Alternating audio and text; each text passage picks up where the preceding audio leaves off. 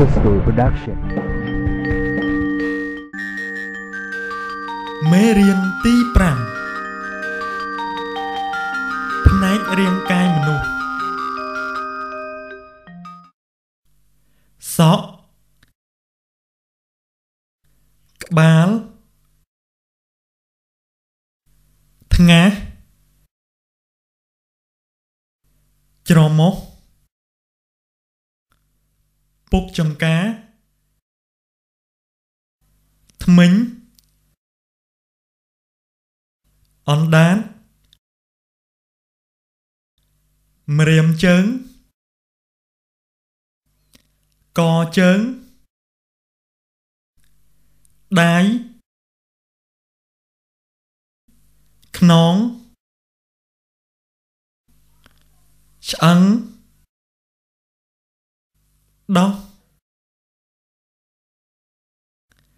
ត្រចៀកភ្នែកម្រាមដៃជើងបបោមាត់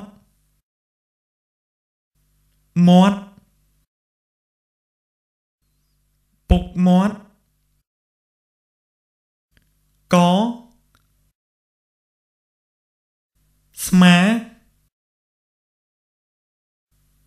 ក្រពះក្បាលជង្គង់ក្បាលពោះកែងដៃចញ្ចើមរោមភ្នែក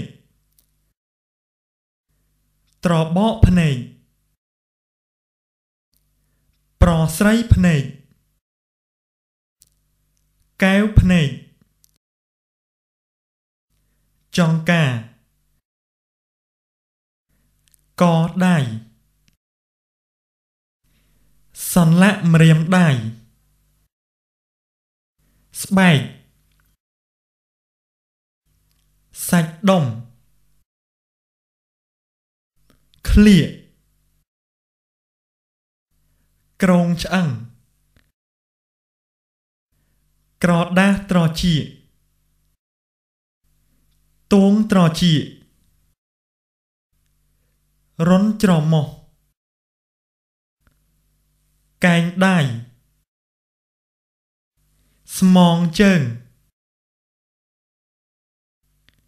បេះដូងថ្លើមសួតក្រលៀនខួរក្បាលឈាមសរសៃឈាមមេដៃចង្អុលដៃចង្អុលកណ្ដាលនាងដៃកូនដៃឆ្អឹងខ្នងដៃស្ដាំដៃស្វែងកដៃកែងដៃប្រជ្រុយជើងស្ដាំមេជើងកូនជើងក្រចកម្រាមជើងពោះវៀនចប់